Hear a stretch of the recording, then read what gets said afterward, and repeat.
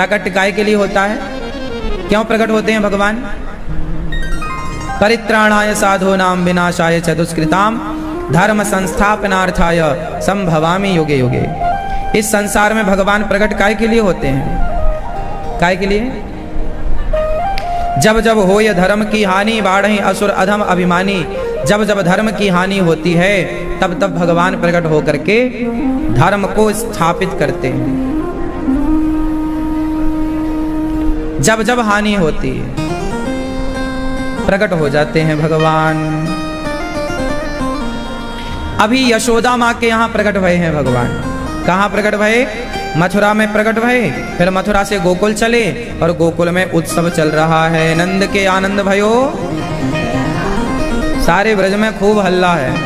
बुढ़ापे में रबड़ी सिरात में लड़ुआ सुलाला भयो है यशोदा के घर। मैया यशोदा बधाई हो, तैने बुढ़ापे में रबड़ी सिरात में लड़ुआ सुलाला जायो है। अभी भगवान की बधाई चल ही रही थी कि पूतना मौसी आ गई। पूतना लोक बालघिनी राक्षसी रुधिरासना जिघांसयापहरये स्तनम दत्वापसद्गतिम। पूतना कंस की एक मंत्रिमंडल में मंत्री थी पूतना। छोटे छोटे बच्चों को मारने का डिपार्टमेंट इसी का था, मारना, उनका खून पीना। पूतना क्या करती थी? खून पी जाती थी। पूतना बच्चों को खाती थी। आज भगवान श्री कृष्ण को मारने के लिए पूतना मौसी चली। अच्छा, पूतना मारने का तरीका बड़ा गजब चुनती है। जब भगवान श्री कृष्ण को मारने के लिए चली पूतना, तो पूतना ने अपने आंचल में, अपने स्तनों में जहर लगाया। और भगवान कृष्ण अभी 6 दिन के थे, उत्सव चल रहा था कि मैया यशोदा किसी काम में बिजी थी। पूतना ने अपना रूप रंग बदल लिया, बढ़िया सुंदर बन गई। थी राक्षसी, थी कुरूपणी, बड़ी अच्छी बन करके गई है। पूतना के भीतर तो छल कपट भरा है, पर बाहर से बड़ी सुंदर है। और जैसे ही पूतना गई, भगवान कृष्ण ने देखा कौन आया, मौसी आ गई। तुरंत मौसी पूतना को देखकर भगवान ने अपनी आंखें बंद कर ली। भगवान कृष्ण ने अपनी आंखें क्यों बंद कर ली? क्यों बेटा? भगवान ने पूतना मौसी को देखते ही अपनी आंखें बंद कर ली। बताओ क्यों? आप बताओ, आप बताओ। आप नहीं बताओगी क्यों? सास ने मना किया बताना मत कुछ। हा? पता नहीं किस रूप में नारायण मिल जाए। मैया बताओ, चश्मा वाली मैया। भगवान ने आंखें काहे बंद करनी पूतना को देखकर? दादाजी बताओ। नहीं बताओगे, सब गुस्सा है आज। मैया पीली मैया, पंचायती मैया, आप बताओ, पूतना को देखकर भगवान ने आंखें काहे बंद करी? आप ही बोल दो।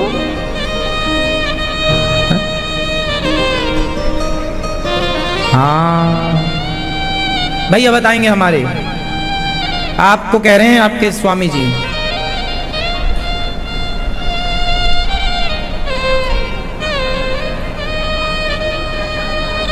हाँ, तो भगवान तो आंखें खोलते तो भी भगवान पहचान तो पहले भी लिए थे कि ये पूतना है। चाहे आंखें खोले या ना खोले, उनसे छिपा क्या है? आंखें बंद करने का कारण कुछ और था। आंखें इसलिए बंद कर ली भगवान ने क्योंकि पूतना बड़ी सुंदर बनकर आई है बाहर से, और भीतर क्या भरा है? क्या भरा है? छल कपट। मारना चाहती है ना, पर पिलाना, दूध पिला रही है माँ की तरह, व्यवहार कर रही है माँ की तरह, पर है हत्यारिन। अब आप हमारी माँ की तरह हमसे प्यार करो और आप अंदर से मारना चाहो, तो ये तो कपट है। पूतना बस यही कर रही थी कि बाहर से तो वो माँ की तरह व्यवहार है, दूध पी ले बेटा मेरा, और अंदर से वो आंचल में जहर भर करके मारना चाहती। तो भगवान कहते हैं, अब जरा भगवान का नियम सुनना भैया। आपकी लड़ाई दंगा हो गया हो तब सुन लो सरकार, ध्यान से सुनना। पानी पी पी के लड़ रहे हो आज आप, अब ठंडे दिमाग से सुनो। पूतना बाहर से अच्छी थी, भीतर से कपट था। हाँ या ना? क्यों मैया, कंफर्म है? भगवान का नियम है, भगवान कहते हैं जो बाहर से अच्छा है भीतर से अच्छा नहीं है, ऐसों को हम देखना भी पसंद नहीं करते, इसलिए आंखों को बंद कर लिया।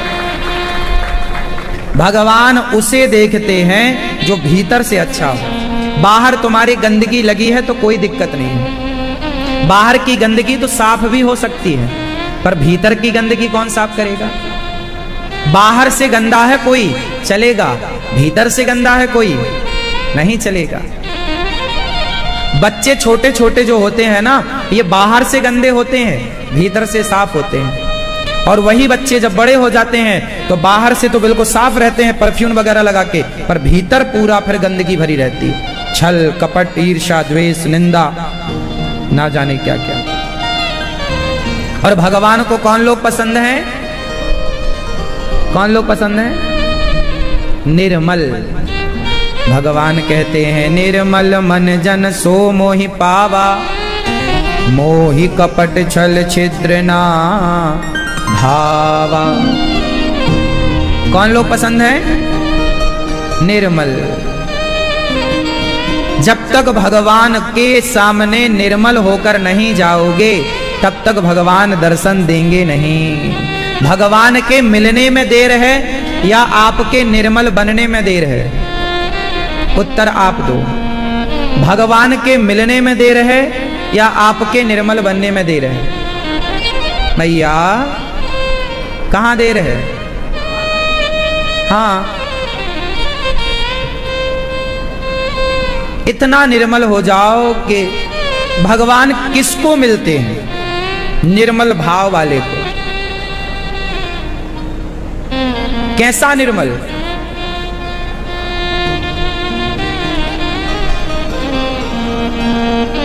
दो बहनें थीं,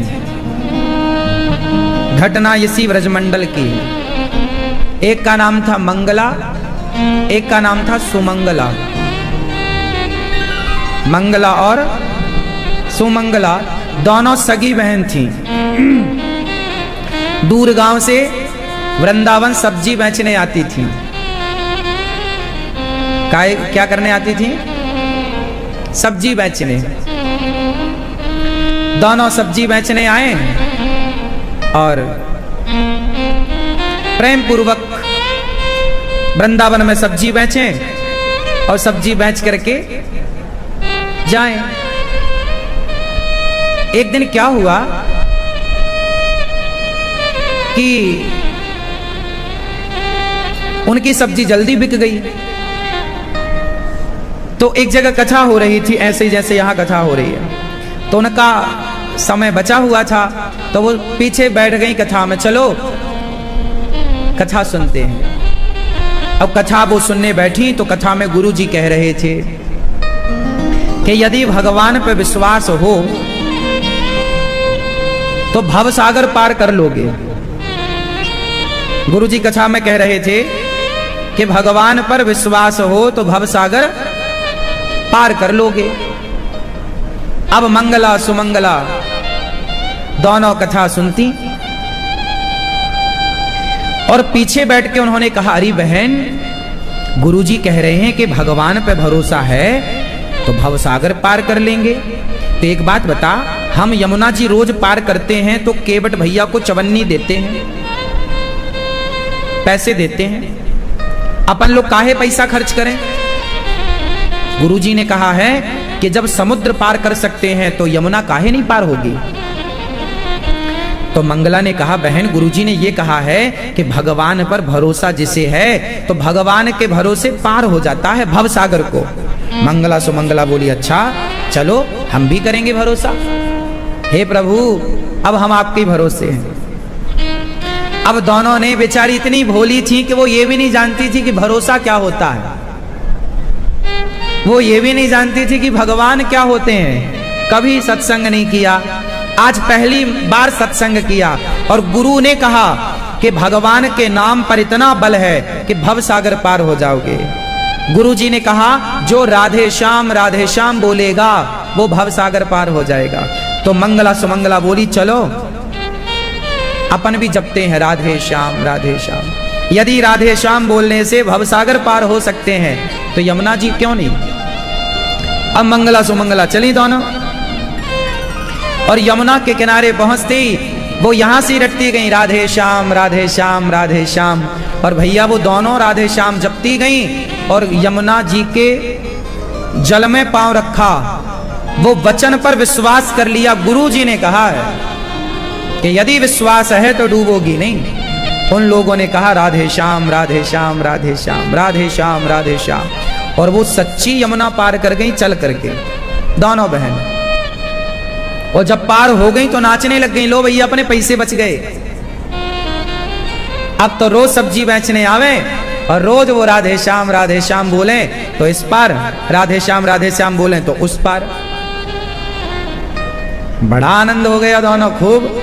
अब तो दोनों राधे श्याम बेचारी सब्जी खेत से तोड़े तो राधे श्याम बोले, रोटी बनाए तो राधे श्याम बोले। और बस वो कोई पढ़ी लिखी नहीं थी, कुछ जानती नहीं थी, सिर्फ राधे श्याम सुना पहली बार और उसी पर पूर्ण भरोसा किया, वो यमुना पार होने लग गई। एक दिन मंगला सुमंगला दोनों सब्जी बेच करके यमुना के किनारे बैठी और रोज अचार रोटी लेकर आती थी घर से कि अपन वहीं खा लिया करेंगे। तो अचार रोटी लेकर आई तो मंगला ने बोला ये बता बहन ये भगवान कैसे होते होंगे। अब कभी तो देखा नहीं, कभी तो सुना नहीं। मंगला बोली भगवान कैसे होते होंगे। सुमंगला बोली बहुत सुंदर होते होंगे। अच्छा यदि अपने को देखना है तो कहाँ मिलेंगे। तो सुमंगला बोली संतों के पास भगवान होते हैं। तभी हुआ क्या कि यमुना के किनारे एक साधु जी आ रहे थे, सवेरे का समय था। संत जी को यमुना तट पर वो आए, दीर्घ शंका जाना था उनको शौच के लिए। तो बाबा जी ने अपना सारा कमंडल डिब्बा अपना कपड़े अपड़े उतारे और बाबा जी वहां जंगल की तरफ झाड़ियों की तरफ चले गए शौच करने के लिए। अब मंगला सुमंगला ने देखा कि बाबा जी का सामान यही है, बाबा जी तो गए शौच करने, जरूर बाबा जी के सामान में भगवान होंगे। अब वो गई दोनों। अब उन्होंने कभी भगवान को नहीं देखा, बस सुना था कि भगवान जैसा कुछ है। अब कैसे होते हैं भगवान। अब बाबा जी का झोला था, झोला के पास गई और झोला के पास जब गई तो पूरा सामान निकाला। तो बाबा जी के झोले में क्या था, माला, चंदन, लंगोटी, एक छोटा सा स्टील का डिब्बा था। अब वो मंगला सुमंगला दोनों बोली राम राम, भगवान तो लगता बाबा के पास नहीं है। बोलिए डिब्बे में शायद भगवान होंगे। और डिब्बा खोला तो छोटे से गोपाल जी बाबा जी के पास, छोटे से लड्डू गोपाल। जब छोटे से गोपाल जी, मंगला नाची, बहन मिल गए भगवान, देखिए भगवान। सुमंगला बोली राम राम, बाबा कितना निर्दयी है, भगवान को डिब्बे में रखा है। और देखो तो लगता है बाबा ने भगवान को डरा धमका के रखा है, टांग इनकी टेढ़ी है। पहली बार तो देखा था। तो अब वो मंगला सुमंगला बोली हे भगवान आप थोड़ी देर के लिए ना पांव सीधे कर लो, आप बाबा जी अभी गए हैं, थोड़ा आराम कर लो, पांव सीधा करो। मंगला बोली लगता है भगवान डरे हुए हैं। तो सुमंगला ने भगवान का पांव पकड़ा और सीधा करना चाहा तो सचमुच गोपाल जी के पांव सीधे हो गए, भगवान के पांव सीधे हो गए। अभी गोपाल जी कैसे बैठे रहते हैं, अब पांव सीधे हुए तो गोपाल जी हो गए खड़े। और खड़े हुए अब मंगला सुमंगला बहुत प्यार से देखी, वाह अच्छा ये भगवान होते हैं, ये हैं भगवान। अब दोनों जो अपनी अचार रोटी लाई थी वो अचार रोटी का भोग लगा, प्रभु आप बहुत भूखे लग रहे हैं खाओ। भगवान मंगला सुमंगला के हाथ से भोजन करवे लग गए। तब तक बाबा जी आए और बाबा ने देखा कि हमारे कमंडल के पास, सामान के पास कोई दो महिला। अब बाबा तो बाबा ने वहीं से गर्जना भरी।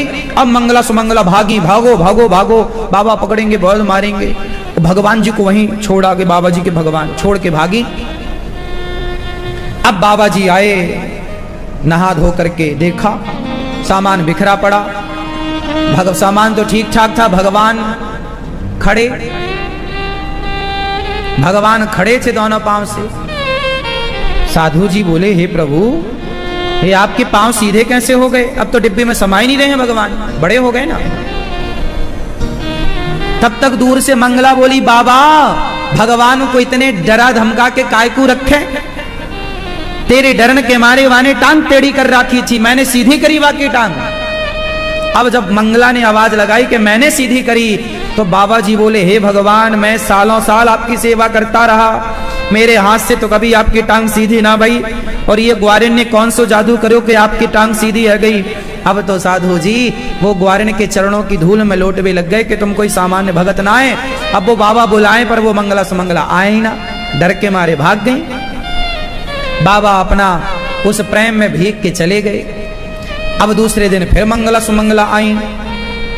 अब मंगला ने कहा, बहन सुमंगला, हम रोज ना नाव से आया करते थे, अब पैदल आने लग गए हैं पानी के ऊपर, सोच हमारा कितना पैसा बचा।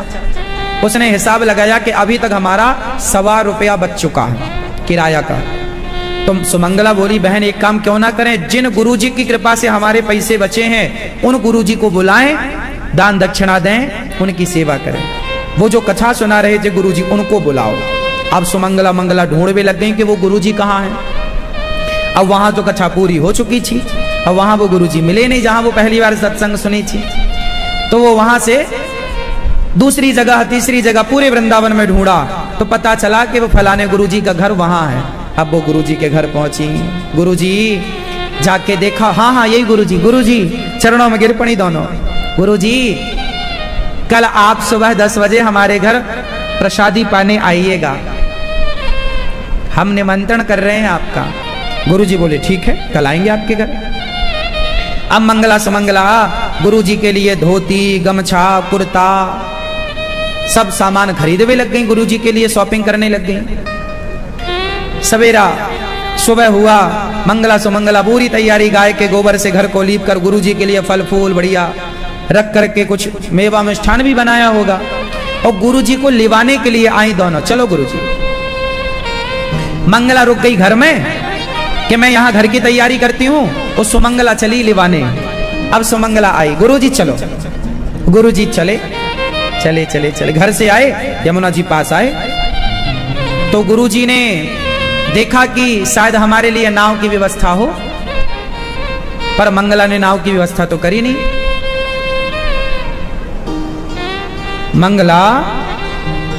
सुमंगला ने नाव की व्यवस्था नहीं करी, क्योंकि वो तो रोज यूं ही चल के पार होती, रोज बोले राधे श्याम राधे श्याम राधे श्याम तो पार हो जाए। उसको लगा कि जब हमारे गुरुजी के कहने से हम पार होते हैं तो हमारे गुरुजी तो सहज में ही पार हो जाएंगे, पर उसे क्या पता था कि गुरुजी नहीं पार होंगे। अब गुरुजी नाव की तरफ देखे पर नाव वहां थी नहीं, वो रोज एक अलग जगह से पार हुआ करती। अब सुमंगला गुरुजी को ले आई, चलो गुरुजी। अब वो बोलती जाए राधे श्याम राधे श्याम राधे श्याम राधे श्याम बोले, और वो पानी में खड़ी हो गई।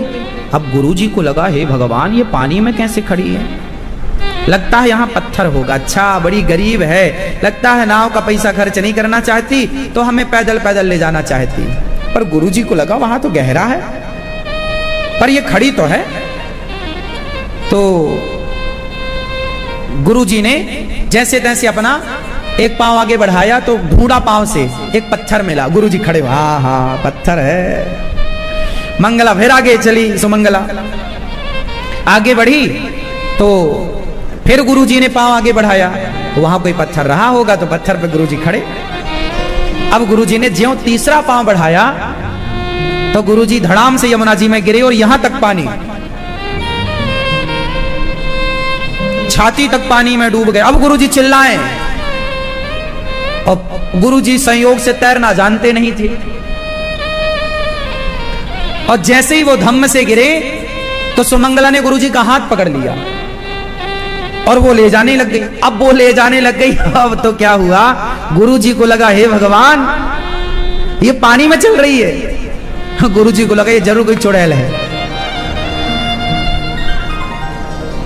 पानी में चल रही है। अब वो बोलती जाए राधे श्याम। अब अच्छा वो राधे श्याम बोलना ना छोड़े, क्योंकि राधे श्याम बोलना छोड़ेगी तो वो भी डूबेगी। तो वो तो बोले राधे श्याम राधे श्याम राधे श्याम। और वो तो आगे आगे चली गई थी। वो तो जब धम्म की आवाज आई गुरुजी गिरे तो उसने पलट के देखा कि गुरुजी डूब रहे हैं। दौड़ी दौड़ी आई, हाथ पकड़ा और वो ले गई। और अब जैसे ही गुरुजी बीच नदी में पहुंचे, बीच यमुना में, अब गुरुजी समझ गए कि भगवान। उसने हाथ जोड़ा, गुरु हे चुड़ैलन देवी, हमने क्या बिगाड़ा तुम्हारा, तुम काहे मारना चाहती हो हमें, छोड़ दो हमें, हमारे बच्चे हैं। अब जब गुरुजी बिल्कुल नीचे कोई अब पत्थर वत्थर नहीं, जमीन नहीं, अब गुरुजी को लगा ये बीच में ले जाके मारेगी। अब गुरुजी घबराए, हे भगवान तू कौन चुड़ैलन है, कौन है, भूत है, प्रेत, क्या है, क्या बिगाड़ा हमने, काहे मारना चाहती है। अब बार बार गुरुजी बेचारे रोए और वो पकड़े हाथ, छोड़े ना। अच्छा वो इसलिए हाथ नहीं छोड़ रही थी कि वो छोड़ देगी तो गुरुजी और डूब जाएंगे, पर गुरुजी को ये लग रहा था कि और गहरे में ले जाके मारना चाहती है। अब बार बार जब गुरुजी रोए और हाथ छुड़ाना चाहें, तब उस सुमंगला ने कहा, बोला, और वो हाथ पकड़े तो थी ही, उसके प्रभाव से गुरुजी भी पानी के ऊपर आ गए और दोनों पार लग गए। पार लगकर गुरुजी को जान में जान आई, चरणों में गिर पड़े, देवी तुम कौन हो और हमें कहाँ ले जाके मारना चाहती हो, क्यों मारना चाहती हो। तो चेली बोली, गुरुजी राम राम, हम काहे मारें, आप तो हमारे गुरु हो। तो गुरुजी ने बोला, ये बताओ ये तुमको पानी में चलने की विद्या किसने सिखाई। सुमंगला बोली, गुरुजी ने आपने सिखाई। बोले हमने सिखाई और हमें नहीं पता, कैसे। बोले आपने कथा में बोला था ना कि भगवान का नाम राधे श्याम बोलने वाला भवसागर पार हो सकता है। तो मैंने कहा गुरुजी कि राधे श्याम बोलने से भवसागर पार कोई हो सकता है तो यमुना पार क्यों नहीं हो सकता। और मैंने होना चाहा तो मैं हो गई, मुझे आपके वचनों पर विश्वास हो गया। गुरुजी चरणों में गिर पड़े, मैं तेरा गुरु नहीं, तू मेरी गुरु है। मैंने केवल बताया। देखो एक होता है रट्टू तोता, ज्ञान का फल तब मिलेगा जब ज्ञान पर उस बात पर विश्वास किया जाए। आज लोगों को फल क्यों नहीं मिल रहा है, क्योंकि विश्वास तनिक भी नहीं है। मंत्र जपते तो हैं पर विश्वास नहीं है। यदि विश्वास होता अपने भगवान में तो तुम्हें 17 भगवानों की भी जरूरत ना पड़ती। तुम्हें अपने इष्ट पर भरोसा नहीं है, तुम्हें अपने मंत्र पर भरोसा नहीं है, तुम्हें अपने गुरु पर भरोसा नहीं है, इसलिए तुम्हें दर दर की ठोकर खानी पड़ती है। यदि अपने इष्ट पे भरोसा हो तो आपके इष्ट, हनुमान जी ने राम के सिवा बताओ किसे भगवान माना। भगवान जैसे आप लोग ना कहीं भी जाते हो ये भगवान वो भगवान, ना ये सही नहीं है। आप ना बहुत सारे भगवानों की पूजा करते हो। कितने भगवान होते हैं, कितने भगवान होते हैं बताओ, आप बताओ। क्या नाम है एक का?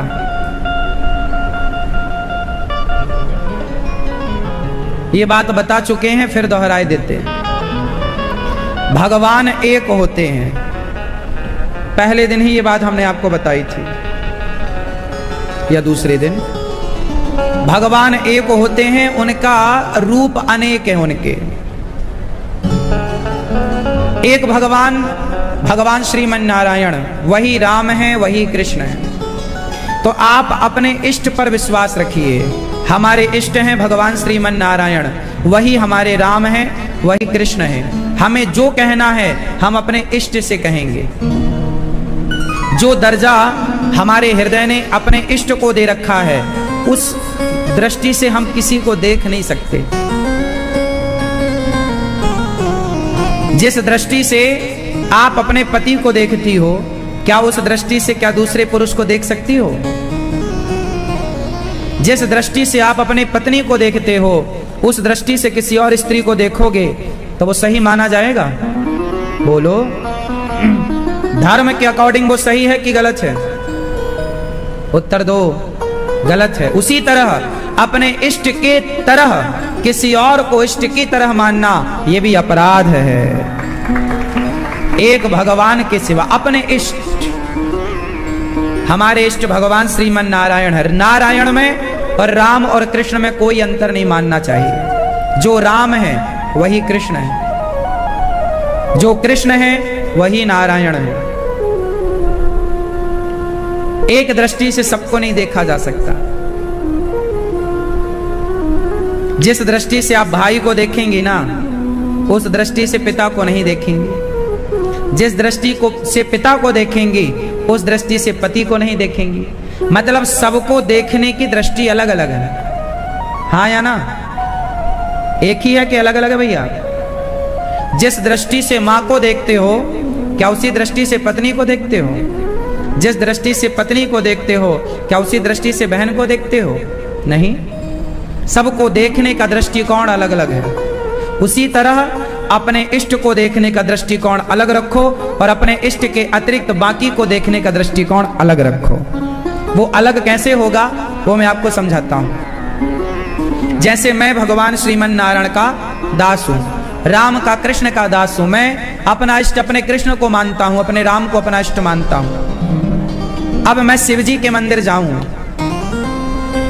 तो मैं शिव जी से, भगवान शिव से यही कहूं कि हे भोलेनाथ, जो मेरे इष्ट है ना, उनके चरणों में मेरा प्रेम दिनों दिन बढ़े, ऐसा आशीर्वाद आप मुझे दो, ऐसी कृपा आप मुझ पर करो। हे भोलेनाथ, आप शक्ति के सागर हैं, करुणा के सागर हैं, आप परम भक्त हैं। जैसी भक्ति आपके अंदर है, भक्ति की एक बूंद आप मुझे भी दे प्रदान कीजिए।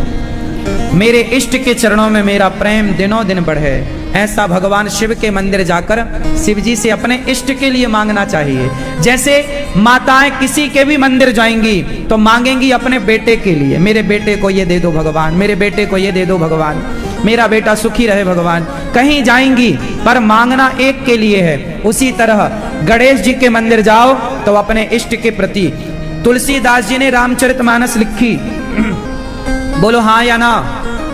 तो रामचरितमानस में किसका गुणगान गाया तुलसीदास जी ने? भाई आप बताओ, नहीं पता आपको? नहीं। क्यों बेटा? रामचरितमानस में तुलसीदास जी ने किसका गुणगान गाया? किसका? हाँ, भगवान राम का। आप रामचरितमानस के बारे में कभी सुना नहीं आपने? नहीं। भारत में रहते हो?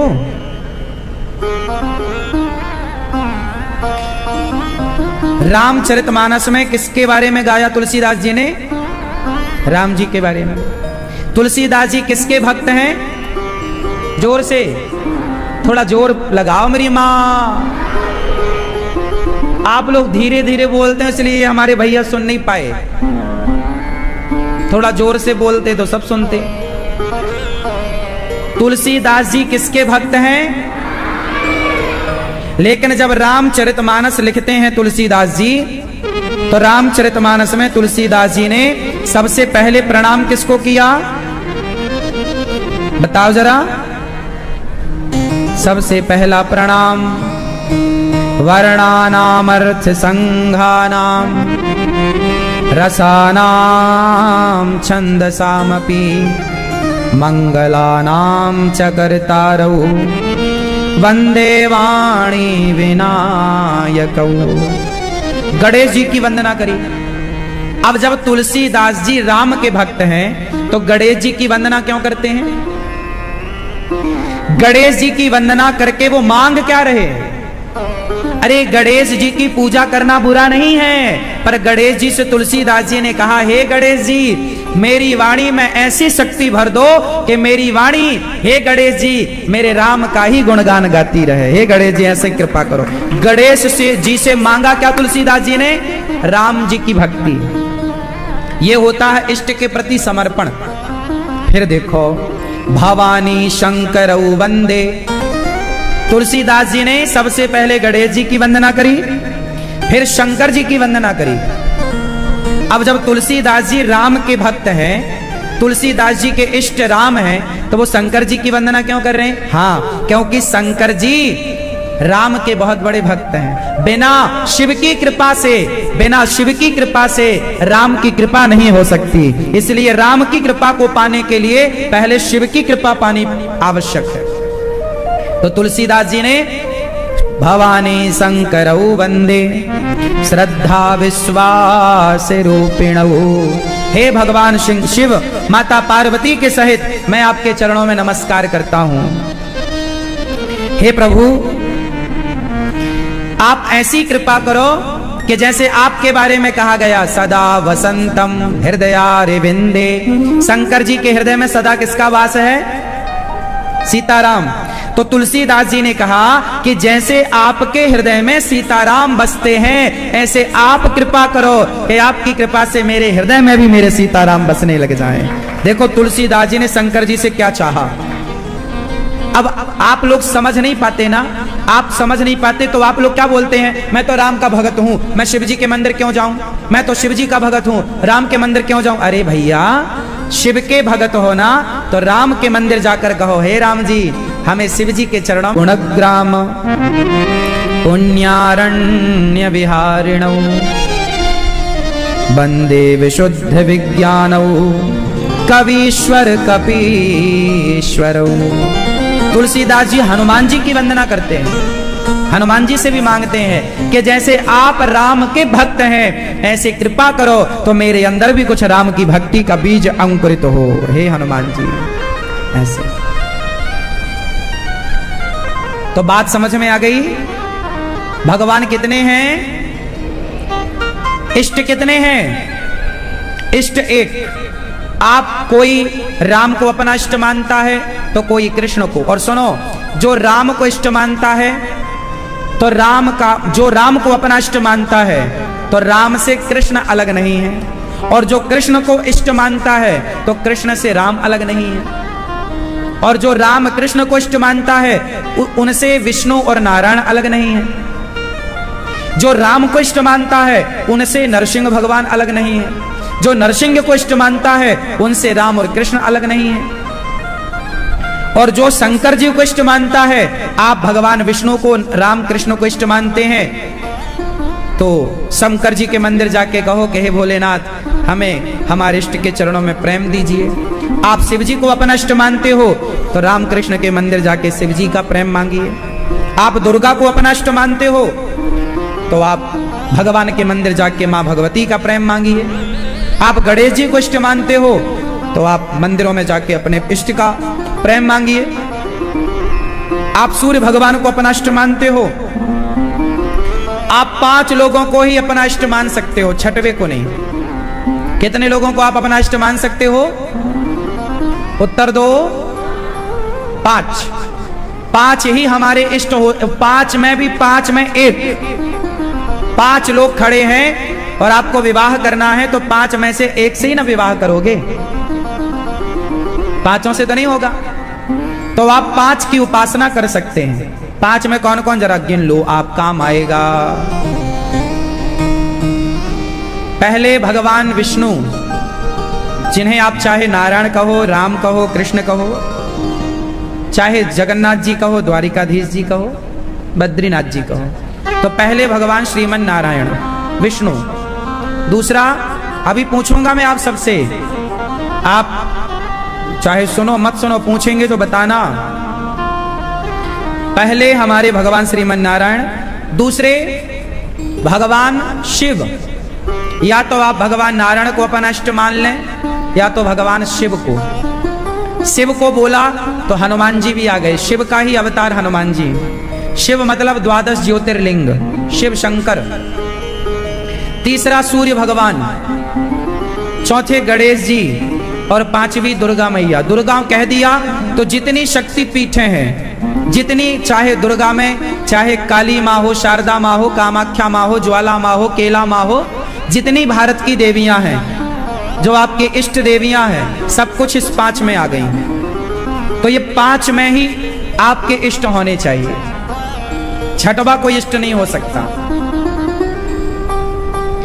ग्राम देवता अलग होते हैं, ग्राम देवता अलग होते हैं, स्थान देवता अलग होते हैं, इष्ट अलग होते हैं, देवता अलग होते हैं, भगवान अलग होते हैं। ये सब जानकारी ना होने के कारण आप सनातनी लोग बड़े कंफ्यूज होते हैं। आपको लगता है हिंदू धर्म में इतने सारे भगवान हैं, इतने सारे भगवान नहीं हैं, भगवान एक है।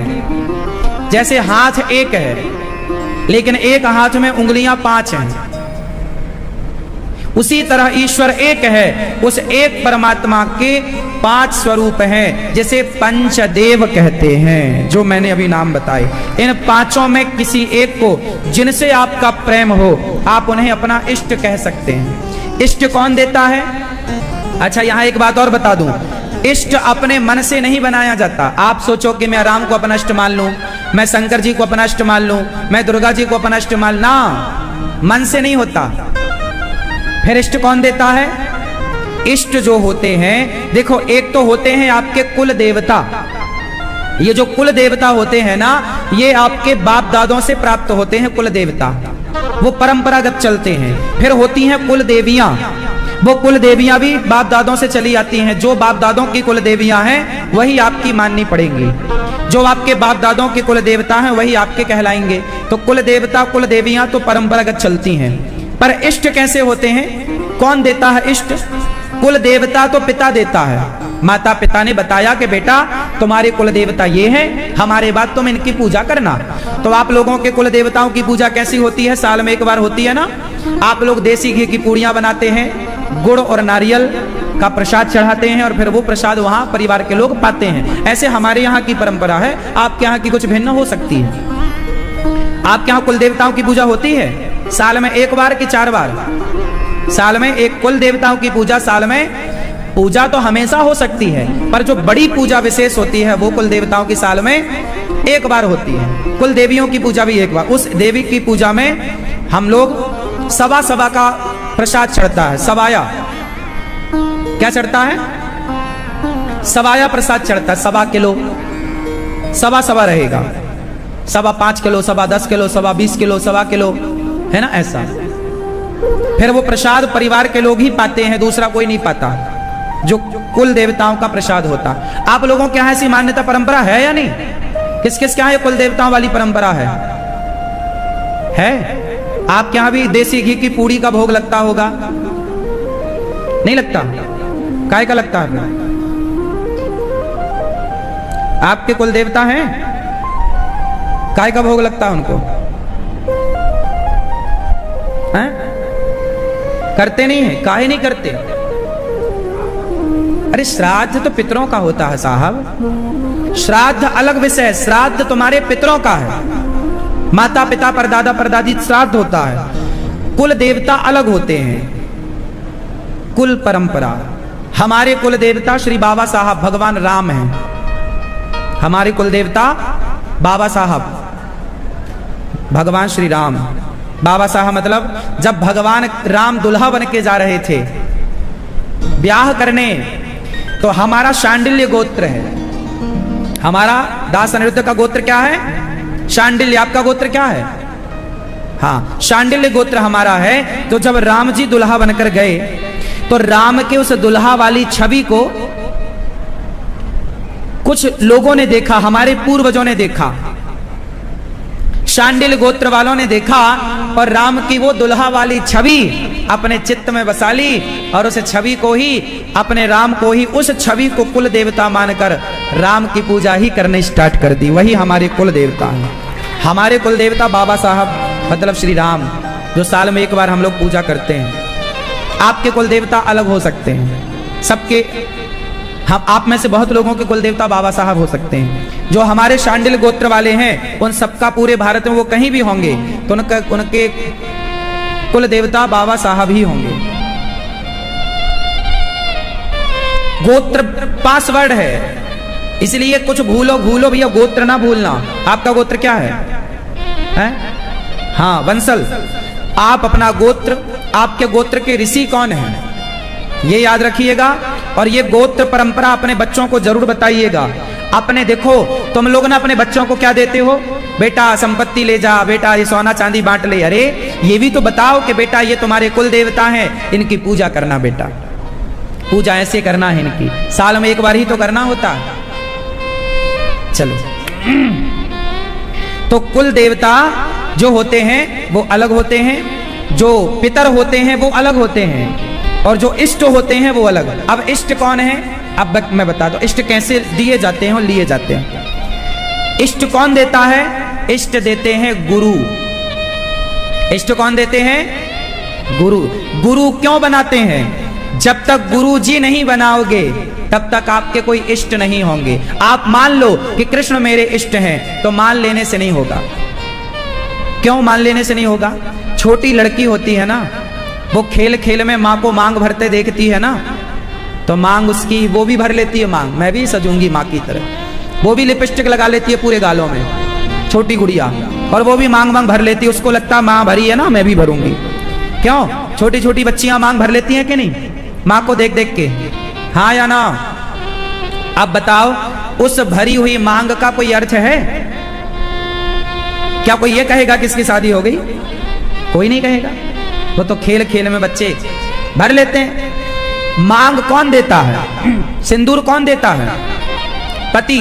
पति जब तक मंडप के नीचे विधि विधान से मांग ना भरे तब तक आपका विवाह ना माना जाएगा। क्यों जी, बात सही है? जैसे मांग सिंदूर पति देता है, उसी तरह इष्ट गुरु जी देते हैं। बिना गुरु के दिए आप मान लो, वो मान्यता। इसलिए गुरु होने चाहिए, बिना गुरु के इष्ट नहीं मिलेंगे। गुरु जी ही बोलेंगे कि बेटा आज से तुम्हारे इष्ट ये।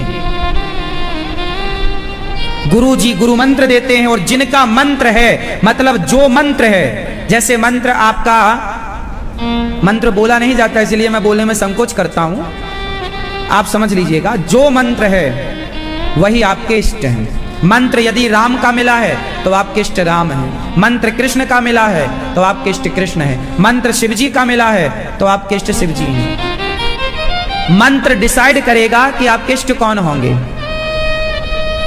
गुरु परंपरा डिसाइड करेगी कि आपके इष्ट कौन होंगे। जैसे हमारी संप्रदाय है श्री संप्रदाय। हमारी संप्रदाय जो मंत्र हम जपते हैं वही मंत्र माता लक्ष्मी जी जपती हैं। भगवान नारायण ने मंत्र दिया माता लक्ष्मी जी को, लक्ष्मी जी ने मंत्र दिया विश्वक्सेन जी को, विश्वक्सेन जी ने फिर परंपरागत यमुनाचार्य जी को, यमुनाचार्य जी के बाद फिर आके जाके भगवान श्री रामानुजाचार्य जी को, और रामानुजाचार्य जी के बाद ये परंपरा आगे चली। और फिर वही मंत्र परंपरागत हमारे गुरु जी को मिला, फिर वही मंत्र गुरु जी ने हमें दिया, फिर वही मंत्र जो मंत्र हमें परंपरागत मिला है वही मंत्र फिर हम जो लेता है गुरु मंत्र उसे देते हैं।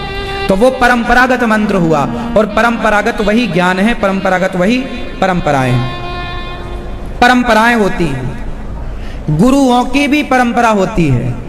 आप लोग ये भी नहीं जानते गुरु किसे बनाना चाहिए। परंपरागत गुरु होना चाहिए। यदि गुरु परंपरागत नहीं है तो आपका ना कल्याण यहां है ना वहां कल्याण है। गुरु परंपरागत होना। गुरु कौन कैसा? जिसके पास परंपरागत मंत्र। बताओ, क्या माँ की ये जिम्मेदारी नहीं होती कि बेटा तुम अपने धर्म को भी जानो, अपनी संस्कृति को भी जानो? क्यों मैया, ये जिम्मेदारी नहीं है? फिर आप अच्छी माँ नहीं हो यदि आपने ये संस्कार नहीं दिए तो। अच्छी है आपकी माँ? अच्छी नहीं है? देखो बच्चा भी बोला अच्छी नहीं है, कुछ सिखाया ही नहीं आपने। बेटा आप दुनिया को खूब जानो, साइंस को समझो, सैटेलाइट को जानो, सारा दुनिया का जीके जानो, सारा ज्ञान जानो, लेकिन अपने धर्म को भी जानो। क्यों? पूरा खगोल जानो, पूरा स्काई जानो, सब कुछ जान लो, क्या बुराई है साहब? हम अंतरिक्ष जाने, हम आकाश जाने, हम तारे जाने, गैलेक्सी जाने, सब जानो ना। सारे वैज्ञानिकों को जाने, सारे सब विषय जानो, लेकिन सब जानने के साथ अपने धर्म को भी जानो कि हम कौन हैं, हमारा अस्तित्व कहां से है, हमारे राम कौन है, राम को भगवान क्यों कहा जाता है। जान लो बेटा, आपके बहुत भले की बात कह रहा हूं, काम आएगा। मैया ये बच्चे तुम्हारे पांव दबाते हैं, तुम्हारी गलती है। तुमने कभी ये सिखाया नहीं कि मां भगवान होती है बेटा। राम के बारे में सिखाया होता कि राम रोज सवेरे प्रातः काल उठ के रघुनाथा, मात पिता गुरु ना वही माथा। राम जी सवेरे जागते हैं और जागकर सबसे पहले अपनी माता और पिता को प्रणाम करते हैं। ये संस्कार कहां से लाओगी? तब लाओगी जब रामचरितमानस पढ़ोगी, पढ़ाओगी, घर का माहौल कुछ राममय हो, कुछ कृष्णमय हो, कुछ तो हो मेरी मां। वरना हमारा क्या, हम तो अब कह के चले जाएंगे, आप भी अभी आज चली जाओगी या कल चली जाओगी, आप अपने रास्ते हम अपने रास्ते, हमें क्या करना? क्यों भैया, हमें क्या करना? ये तो आप सबकी जिम्मेदारी है कि आप सब अपने धर्म के बारे में अपने बच्चों को पढ़ाएं, सिखाएं। गीता पढ़ाओ। बेटा गीता जानते हो? नहीं? किसने सुनाई थी गीता? हैं? ये भैया ने सुनाई थी।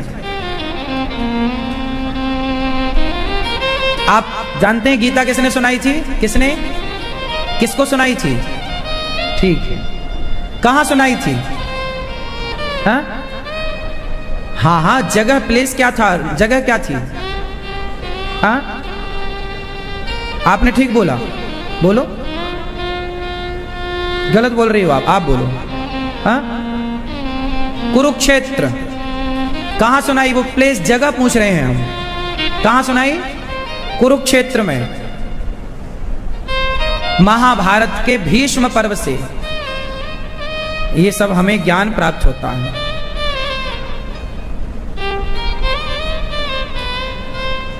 महाभारत एक बहुत बड़ा दिव्य ग्रंथ है, जिस महाभारत का एक हिस्सा भगवद गीता है। महाभारत से ही 700 श्लोक निकाले गए जो भगवान ने अर्जुन को कहा, वो गीता है। अब गीता में जो लिखा है वो बातें यदि ये बच्चों को समझ में जरा आ जाए तो इन बच्चों का भविष्य और बेहतर हो जाएगा। तरक्की तो करेंगे पर संस्कार को लेकर करें। मेरी माँ, मेरा दर्द क्या है वो आप जरा समझो। मेरा दर्द ये है कि आजकल की पीढ़ी जो है वो, आप डॉक्टर बनिए, एडवोकेट, इंजीनियर बनिए, पायलट बनिए, परंतु वो सब कुछ बनने के पहले एक अच्छा इंसान बनिए।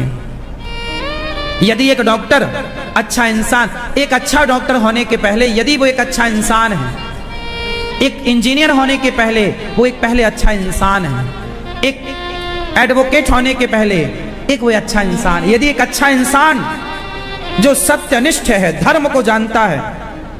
अब बताओ, एडवोकेट ये केस लड़ते हैं, कई बार एडवोकेट को, वकील को ये पता होता है कि इस आदमी ने बलात्कार किया है, फिर भी उस बलात्कारी को वो जिताना चाहते हैं। जिस लड़की के साथ बलात्कार हुआ है उसको वो गलत सिद्ध करना चाहते हैं अपनी पढ़ाई से, क्योंकि वो उसका क्लाइंट है, वो पैसा दे रहा है, तो जो पैसा देगा वो उसे जिताएगा।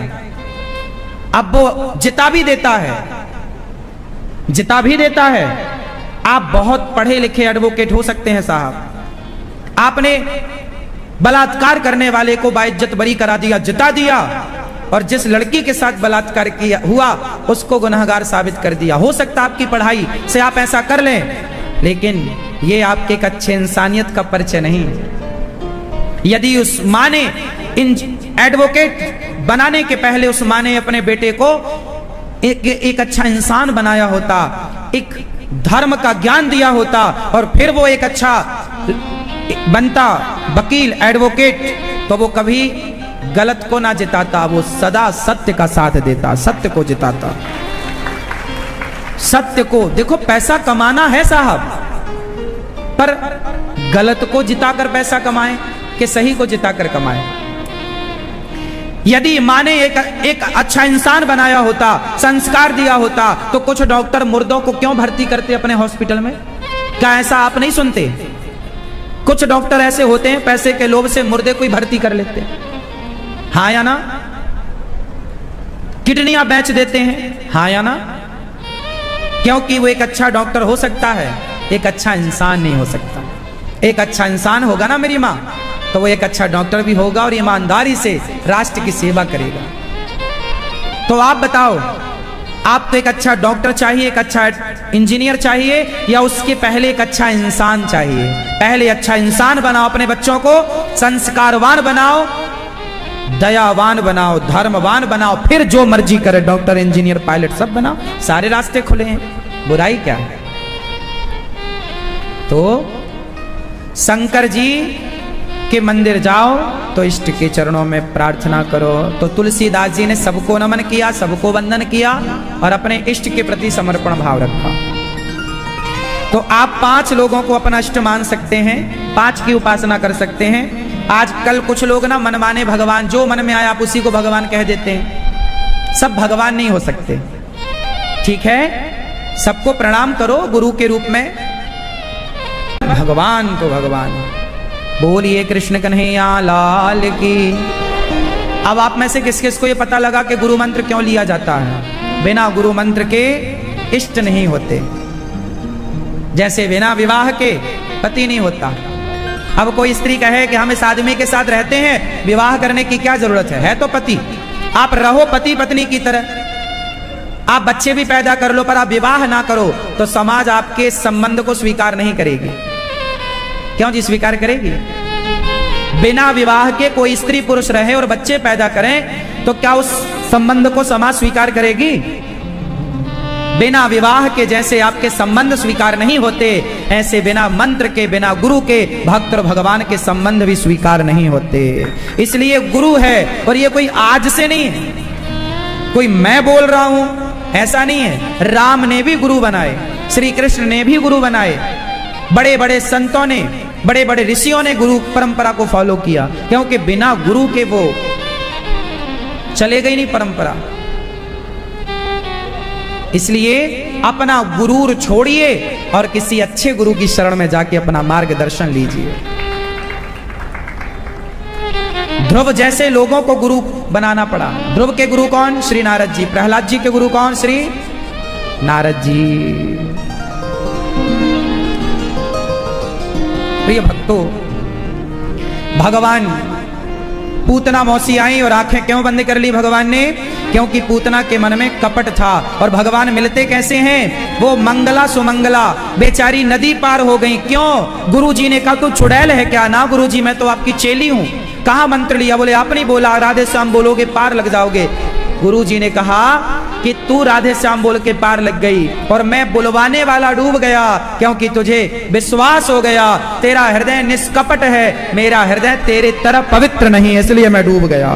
भगवान उसी को मिलेंगे जिसका हृदय पवित्र होगा। इसलिए पूतना को देखकर भगवान ने आंखें बंद कर ली, क्योंकि पूतना के अंदर क्या भरा था? कपट। और भगवान किसे मिलते हैं? जो भोला हो, मंगला सुमंगला की तरह, निष्कपट हो। कैसा हो? भगवान किसे मिलेंगे मेरी मां? जो निष्कपट हो, कोई कपट नहीं, कोई छल नहीं, अंदर कोई कचरा नहीं, ना काहू से दोस्ती और ना काहू से बैर। कबीरा खड़ा बाजार में सबकी चाहे खैर।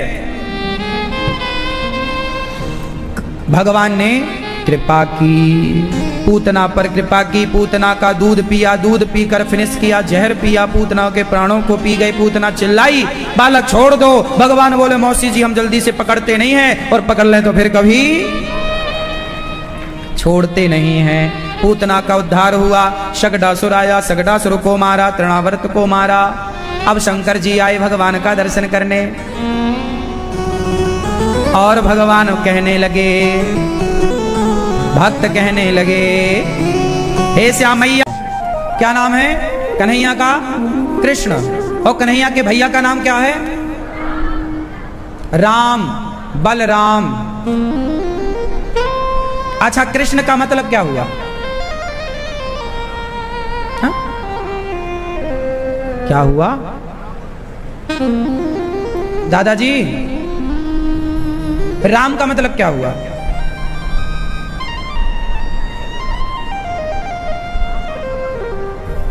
अब हम बताएं, सुनेंगे। कृष्ण का मतलब हुआ जो सबके चित्त को अपनी ओर आकर्षित कर ले, जिनकी लीला, जिनका नाम, जिनकी कथा सबके चित्त को अपनी ओर खींच लें, वो है कृष्ण। और राम, रमन्ते योगी नाम यस्य सह रामः, जो योगियों के हृदय में, भक्तों के हृदय में रमण करें, उनका नाम है राम। जो सबके हृदय में रमे, जो सबके भीतर रमे हो, वो राम। जो सबके मन को अपनी ओर खींच लें, वो कृष्ण। कर सतीति कृष्णा, सब खींच लेते। गर्गाचार्य जी ने नामकरण संस्कार किया। भगवान थोड़ा बड़े हुए और बड़े होके भगवान ने बाल लीलाएं की। कौन सी लीलाएं? बाल लीलाएं। भगवान बचपन में ना लीला करते हैं, चोरी, माखन चुराना, मटकी तोड़ना, गोपियों के घर में घुस जाना, छींके से माखन निकाल लेना, ग्वाल वालों का गोला बनाना, जड़ करके मक्खन निकाल के लौंदा सबको खिलाना, ये सब बाल लीलाएं। अच्छा, भगवान ने घर में, गोपियों के घर में घुस घुस के ना माखन खाया। क्यों खाया आप बता सकते हैं? कि भगवान थे, उन्हें चोरी करने की क्या जरूरत थी? वो तो कह देते कि लाओ हम खाएंगे, तो सब ला के देते। आप बताओ चोरी क्यों करनी पड़ी भगवान को? आप बताओ। नहीं तो पेट आप रहोगे? क्यों क्यों चोरी की भगवान ने? आप बताओ। आप लोग अभी अभी आए हैं ना? अभी अभी आए हैं, इसीलिए आप लोगों से सवाल। और कौन आया अभी? कौन? ये मैया आई है? ये मैया? अच्छा, पीली में राम राम, ठीक हो? चलो बताओ, भगवान चोरी काहे करते थे? हाँ हाँ, क्योंकि भगवान मनुष्य की लीला कर रहे हैं। कौन सी लीला कर रहे हैं? भाई कृष्ण जब प्रकट भये तो भगवान के रूप में छोड़ी लीला करी। प्रकट तो भगवान के चतुर्भुज रूप में भये, पर भगवान की तरह रहे नहीं, वो सामान्य मनुष्यों की तरह रहे। तो लीला कौन सी है? मनुष्यों की। और मनुष्यों में जो छोटे बच्चे होते हैं, बच्चों का स्वभाव कैसा होता है? आपने बचपन में चोरी करी कि नहीं? घर में खाने पीने की चीजें करी है ना? आपने मैया बचपन में चोरी करी है? खाने का लड्डू वड्डू चुराए हैं आपने? हाँ, तो ये भगवान का बाल रूप है। और संसार का हर बच्चा छोटे में ऐसे ही होता है जैसे भगवान है। तो भगवान सामान्य लीला कर रहे हैं ना मनुष्य की, तो मनुष्य की तरह व्यवहार कर रहे हैं। गोपियों के घर में जाना, जैसे हम लोग बचपन में अमरूद चुराते थे, है ना, जामुन चुरा लेते थे, खेतों से आम चुरा लेते थे। तो ये चुराना, चोरी करना, ये बच्चों का खाने पीने की चोरी कोई चोरी नहीं होती। और बच्चे चुराए तो वो चोरी नहीं है, वो बाल स्वभाव है। वो क्या है? इसलिए छोटे छोटे बच्चे कभी समोसा निकाल के चोरी करके खाएं, जलेबी कभी मारना मत। इस रूप में भगवान ही आपके घर भोग लगाने आए हैं, ये मानना चाहिए, है ना। बच्चों को कभी खाने पीने में मारना नहीं चाहिए। तुमने ये क्यों खाया? अरे बच्चे हैं, वो नहीं खाएंगे, तुम खाओगे। और चोरी से खाएं तो बढ़िया ही है। चोरी के खाने में ना जो मजा है ना, वो खरीद के खाने में नहीं है। तो भगवान ने बाल लीलाएं की। और गोपियों के घर किस लिए जाते थे? क्योंकि गोपियां भगवान से प्रेम करती थीं, और जो प्रेम से पुकारता ना, उसके घर माखन चुराने के बहाने गोपियों को दर्शन देने के लिए जाया करते थे। ये तो बहाना था कि चोरी, बहाना था। अच्छा, भगवान माखन इसलिए भी खाए क्योंकि भगवान को पता था कि द्वापर के बाद कलयुग आने वाला है, और कलयुग के लोग ना पिज्जा बर्गर खाएंगे और अपने किडनी, अपना लीवर, अपनी एनर्जी कमजोर कर लेंगे, जल्दी मर जाएंगे गलत खा खा के। इसलिए भगवान ने पहले ही बता दिया क्या खाना है। मक्खन खाओगे तो लंबे टाइम तक स्वस्थ रहोगे। बच्चों को माखन मिश्री खवाओ। ज्यादा हेल्दी क्या है, मक्खन या पिज्जा बर्गर चाउमीन? क्या भैया बेटा छोटू, क्या हेल्दी है? खाते हो मक्खन कि चाउमीन खाते हो? नहीं, क्यों छोटू तुम क्या खाते हो? पिज्जा खाते हो? कभी कभी खाते हो? मम्मी बुलाती है ना, खाना माँ को ही होता है, तुम्हारे बहाने बुलाती है वो। तुम जरा खाते हो, पूरा वो खा जाती है। हा? अच्छा, ये मम्मियां ना बच्चों की चॉकलेट तक खा लेती हैं। खाना इनको ही रहता है, बुलाएंगे बच्चों के नाम से। बच्चे तो जरा खाएंगे, पूरा ये खा जाती है। भगवान ने क्या खाया? माखन। माखन खाओगे तो लंबे टाइम तक स्वस्थ रहोगे। अब भगवान ने चोरी कैसे करी? ग्वाल वालों की टीम बनाई, बाल गोपाल चौर विद्या प्रचार मंडल। अच्छा, भगवान गोपियों के घर घुसते ना, और उनकी छोटी छोटी, एक बार क्या किया भगवान ने, एक सखी के घर में घुस गए पूरा घर छान मारा, मक्खन नहीं मिला। राम राम कन्हैया बोले, सखी तेरो घर है कि शमशान है? तेरो घर है कि मरघटा है? तेरे घर में मक्खन ना है? भगवान बोले, छी छी छी छी, राम राम राम राम, या के घर में आए नो पाप है, या के घर में मक्खन ना है। सोचो, जिसके घर में माखन नहीं होता उसके घर में भगवान नहीं जाते। क्या करेंगे? खाने को नहीं है कुछ, क्या खाएंगे? पिज्जा? भगवान ऐसे नहीं खाते। भगवान खाने पीने के बड़े शौकीन हैं, बिंदास अच्छी चीजें खाते हैं। बोलो हाँ या ना? अच्छा सच्ची बताओ, जंगल में 14 साल राम जी क्या खाए? जंगल में एक फल मिलता है, कंदमूल फल, एक राम फल होता है, एक सीताफल होता है। सीताफल कौन कौन खाया है? कब आता है? दीपावली के टाइम। सीताफल अच्छा लगता है। अच्छा आम, एक तरफ आम रखा जाए, दूसरा तरफ सीताफल रखा जाए, बताओ कौन मधुर है खाने में? जोर से, जोर से। हाँ, कौन सा अच्छा है? आम बहुत अच्छा है, बुराई नहीं है, पर यदि बढ़िया बढ़िया वाला सीताफल हो तो सीताफल जितना बढ़िया लगता है खाने में, इतना मजा आम खाने में नहीं जितना सीताफल खाने में। मुझे तो सीताफल ज्यादा अच्छा लगता है, आपको आम लगता है? मैं ये नहीं कहता आम अच्छा नहीं है, राष्ट्रीय फल आम ही है, सबसे मधुर फल आम को ही कहा जाता है। गुठली खा खा के आदमी बार बार उसे मुंह में रखता है, अच्छा है। लेकिन सीताफल भी बहुत गजब होता है। फलों में राजा तो आम है, लेकिन सीताफल का भी जवाब नहीं है। यदि बिंदास मिल जाए आपको बढ़िया वाला, पका हुआ बढ़िया, क्यों जी आप खाते हो? हमें तो सीताफल बहुत अच्छा लगता है। हमें सर्दी हो जाती है, पर हमने कहा साल में एक बार आता है, भले सर्दी होगी खाएंगे जरूर। तो सीताफल बढ़िया। देखो सीता मैया खाती सीताफल, इससे नाम पड़ा सीताफल।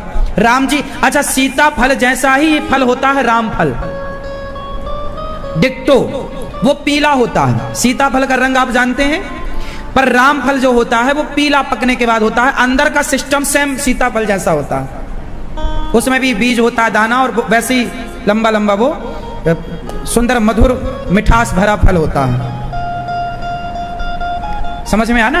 आप रामफल खाए होंगे? नहीं, रामफल कम मिलता है, उसके पेड़ कम है, कम ही मिलता, बाजार में भी नहीं मिलता, पैसे देने से भी नहीं मिलता, पर मैंने खाया है, मुझे पता है सेम सीताफल जैसा होता है। तो देखो भगवान राम क्या खाते हैं? फल। और समाज को क्या मैसेज देते हैं? फल खाना। कृष्ण जी क्या खाते हैं? मक्खन। और समाज को मैसेज देते हैं, भगवान राम और कृष्ण दोनों को पता था कि आने वाले कलयुग में लोग खाना पीना भी भूल जाएंगे, इसलिए हमारे प्रभु सब बता के गए हैं कि क्या खाओ क्या ना खाओ। फल खाओ, क्या खाओ? ज्यादा फल खाओ। फल में सारे फल आप खाओ, सारे फल खाओ। मैंने तो अपनी बात कही कि मुझे तो आम और सीताफल दोनों में यदि कहा जाए, मुझे आम भी बहुत अच्छा लगता है, फल अच्छा है, आम बहुत अच्छा लगता है, हम खाते भी हैं। भोजन उसके बिना नहीं करते हम, भोजन में होनी चाहिए सीजन में। तो दोनों अपनी अपनी जगह श्रेष्ठ हैं। आप भी फल ज्यादा खाया करो, हाँ या ना? फिर और मक्खन आप खाते हो? अब नहीं पचेगा आपको, ये बच्चा पचाएगा, इसको खिलाओ को मक्खन। छोटे छोटे बच्चों को मक्खन खिलाओ।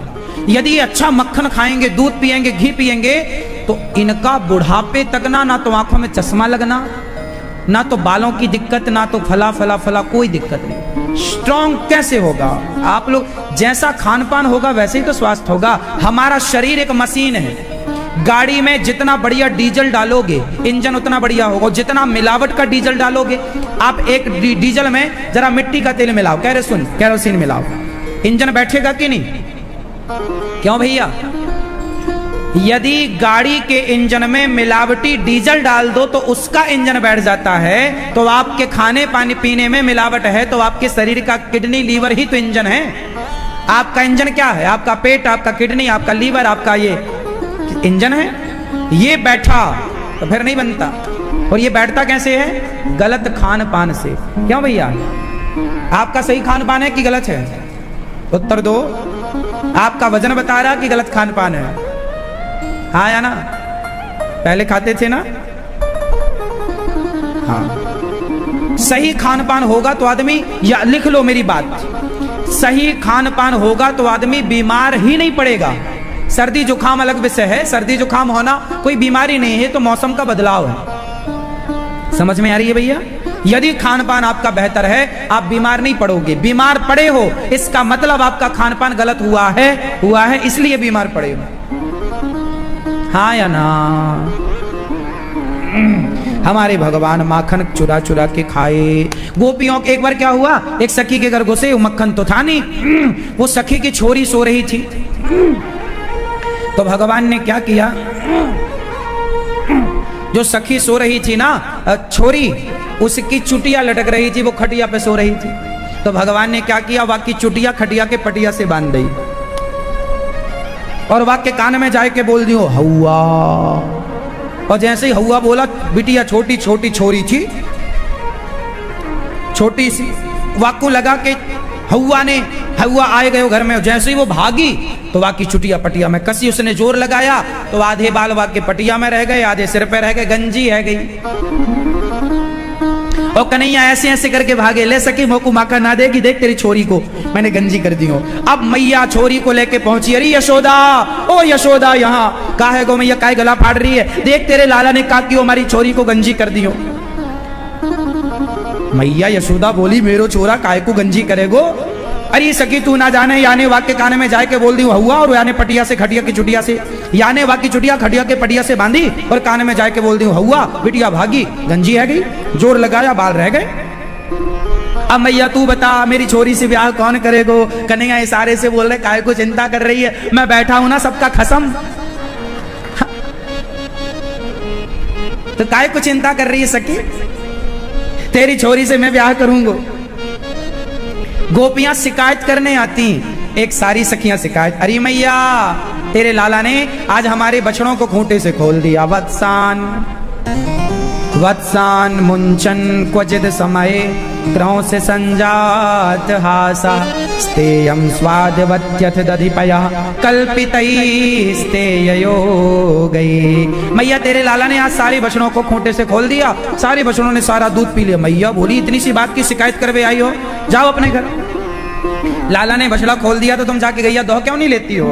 अरे मैया ऐसे समय में बछड़ा खोले जब गाय दोहवे को समय ना हो। गोपियां शिकायत करे, मैया तेरे लाला ने घर में घुस को सबरो मक्खन खाए लियो। गोपियां शिकायत करे, मैया तेरे लाला ने ऐसो कियो। पर बात तो सच्ची ये थी कि शिकायत के बहाने गोपियां श्री कृष्ण को एक शिकायत करे मैया को, और दूसरी सारी टुकुर टुकुर कन्हैया को देखने लग जाए। ये गोपियां कौन है? ये गोपियां भगवान की भक्त हैं। अब भगवान जिनके घर माखन चुरा रहे होंगे, ये कोई सामान्य स्त्रियां तो नहीं होंगी। भगवान ने अपनी लीला में सम्मिलित किया है तो सामान्य तो नहीं होंगी ना। ये जन्म जन्म के तपस्या करने वाले साधु संत गोपियां बन के प्रकट भय हैं और अखंड प्रभु का दर्शन करके अपना जीवन कृतार्थ कर रहे हैं। एक दिन भगवान ने माटी खाई, मिट्टी। जब मिट्टी खाई भगवान ने तो मैया ने कहा, चौरे लाला तने माटी खाई, मुंह खोल आ। इतने से मुंह में पूरा ब्रह्मांड दिखा दिया भगवान ने। अच्छा ये बताओ, ये जो कृष्ण है ये मनुष्य है कि भगवान है?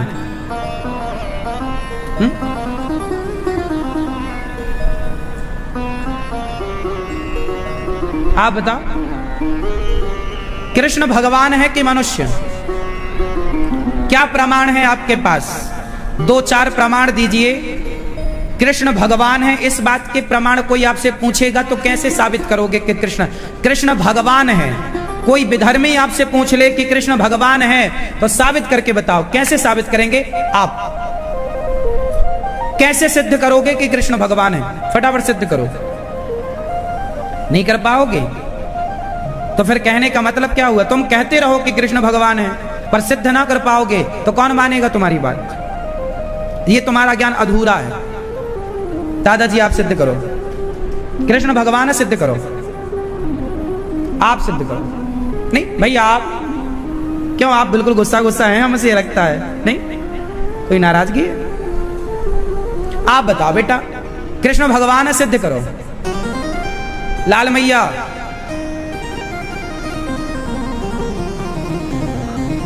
हाँ, कृष्ण भगवान है, कृष्ण भगवान है, आप कैसे सिद्ध करोगे कि ये भगवान है? कैसे बताओगे सामने वाले को?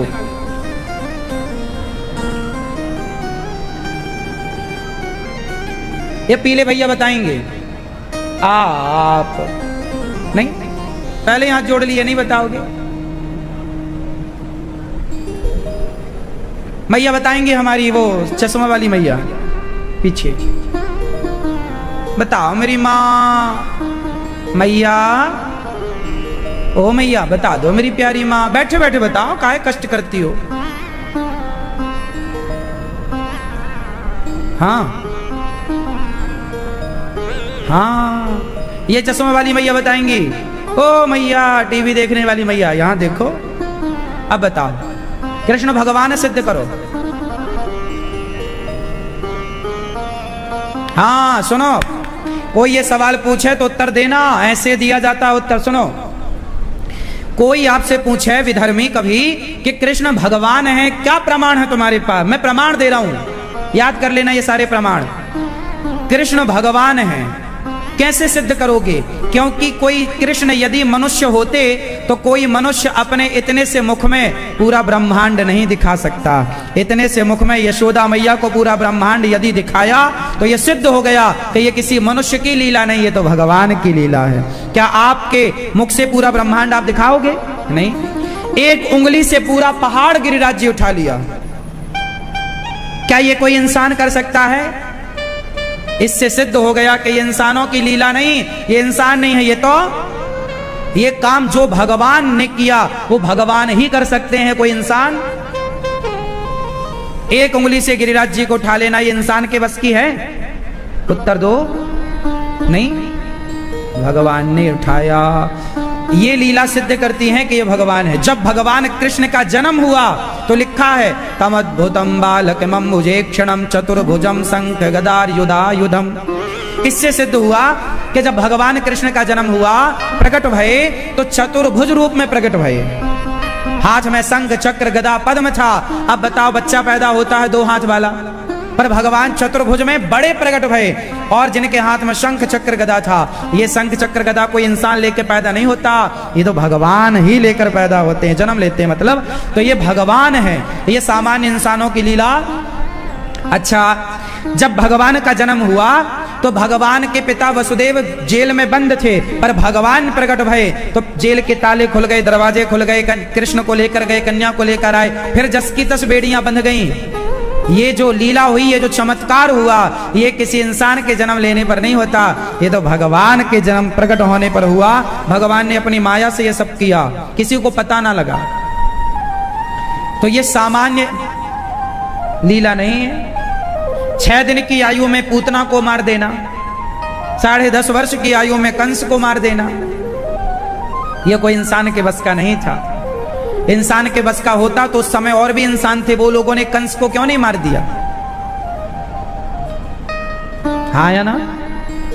तो कृष्ण भगवान है। कैसे सिद्ध हुआ? गिरिराज जी उठाया तो सिद्ध हो गया, मुंह खोलकर दिखाया तो सिद्ध हो गया, कालिया नाग के ऊपर तांडव किया तो सिद्ध हो गया।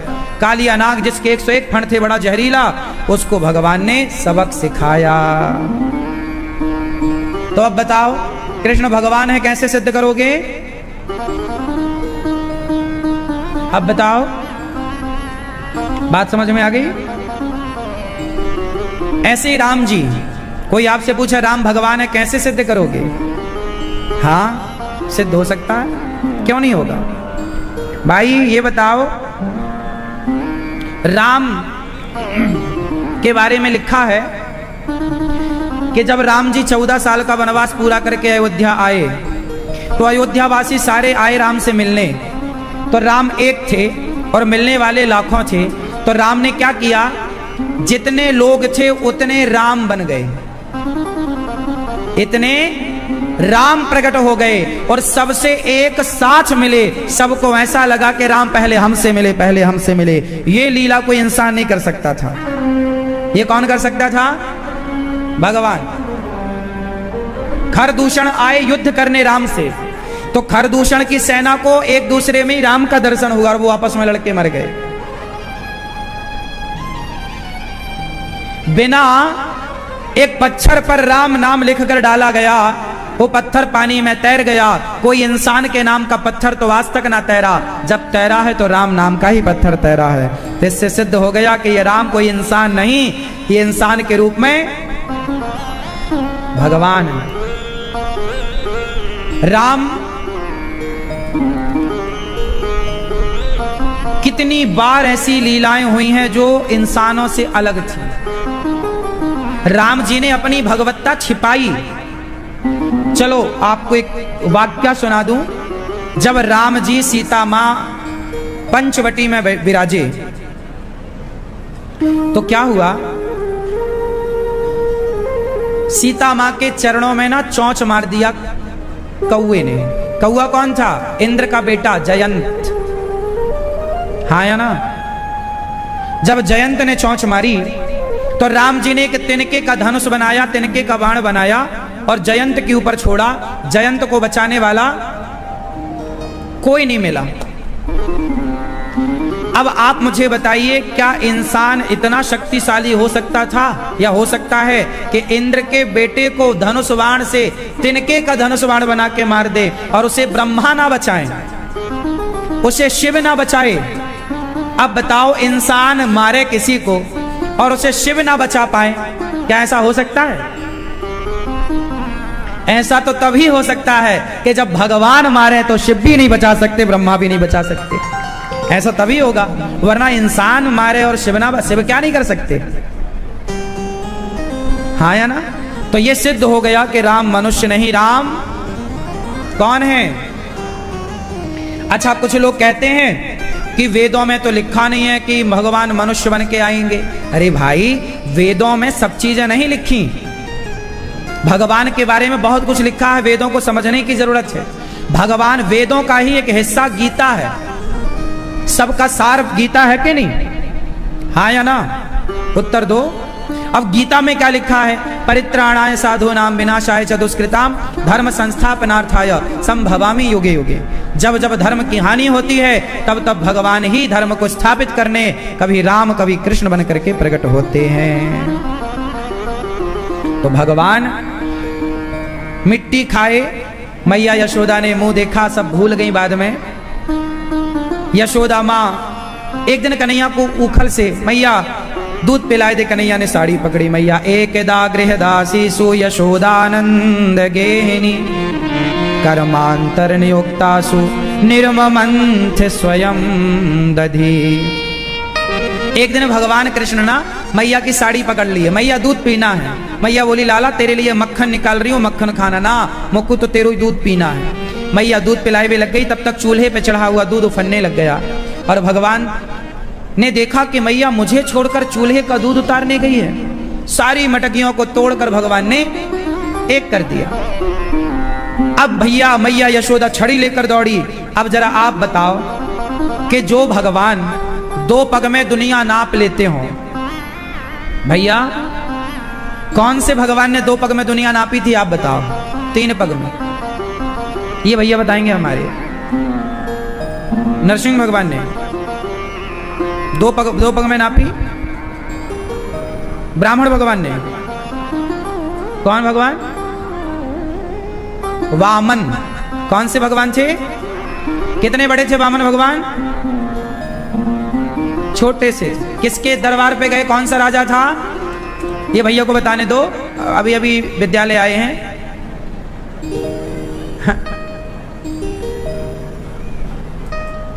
क्यों? वामन भगवान ने किस राजा से 3 पग भूमि मांगी? राजा बलि। 2 पग में नाप लिया सब कुछ। अब आप बताओ कि जो भगवान 2 पग में सारा ब्रह्मांड नाप लेते हो, वो कन्हैया भागेंगे तो यशोदा मैया पकड़ सकती है? पर पकड़ तो नहीं सकती, पर पकड़ने की जिद करके दौड़ी। तो भगवान जब देखते हैं कि मेरा भक्त मेरे लिए दौड़ रहा है, तो भगवान स्वयं कृपा करके भक्तों की पकड़ में खुद आ जाते हैं। ये भगवान की भगवत्ता है।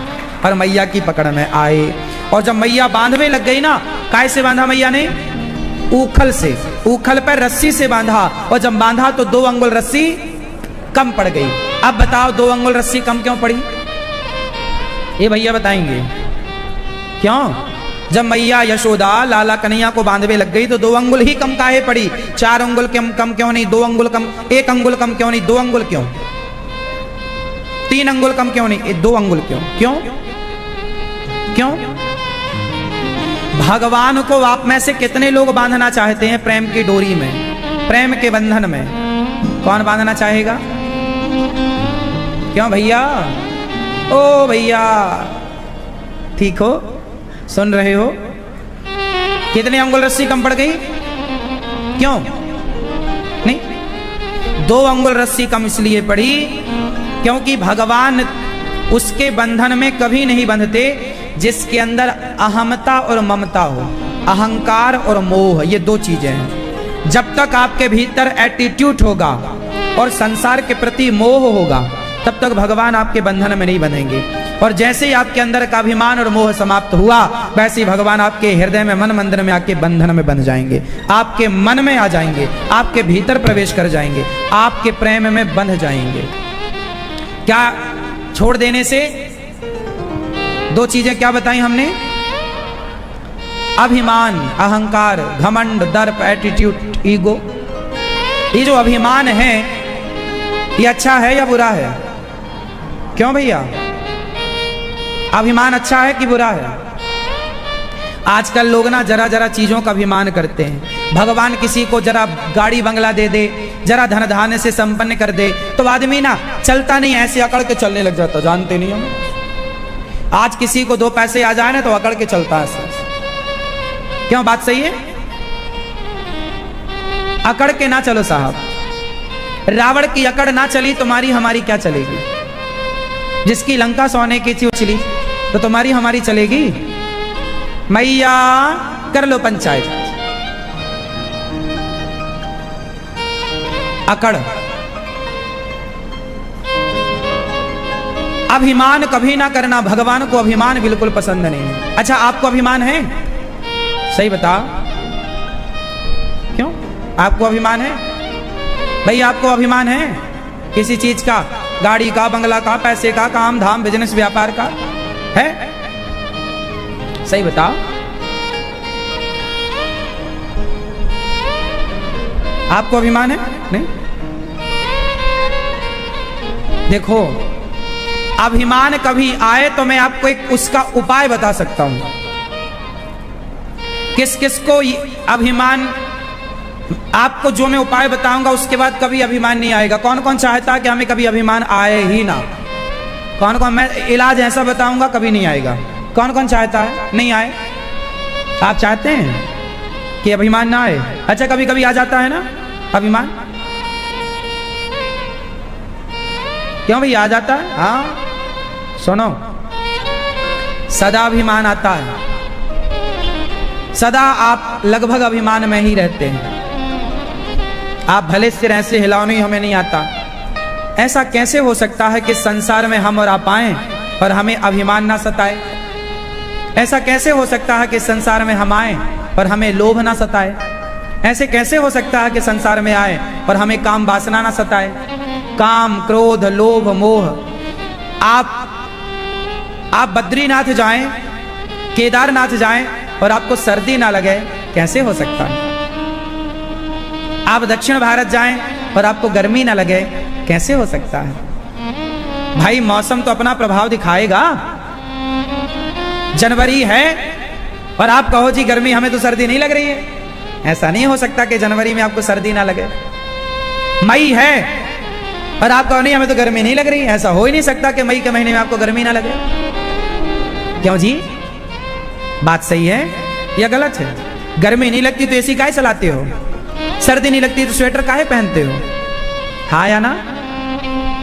जैसे मौसम का प्रभाव है, आप बच नहीं सकते, उसी तरह काम, क्रोध, लोभ, मोह, अभिमान, ये सब नेचुरल है, इनसे बचना नहीं संभव है। हाँ, कृपा यदि भगवान की है तो ये चीजें आपको सताएंगी नहीं, रहेंगी तो पर आपके कंट्रोल में रहेंगी।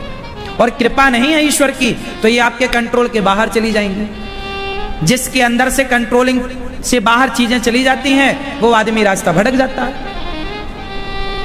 क्यों भैया? बात सही है?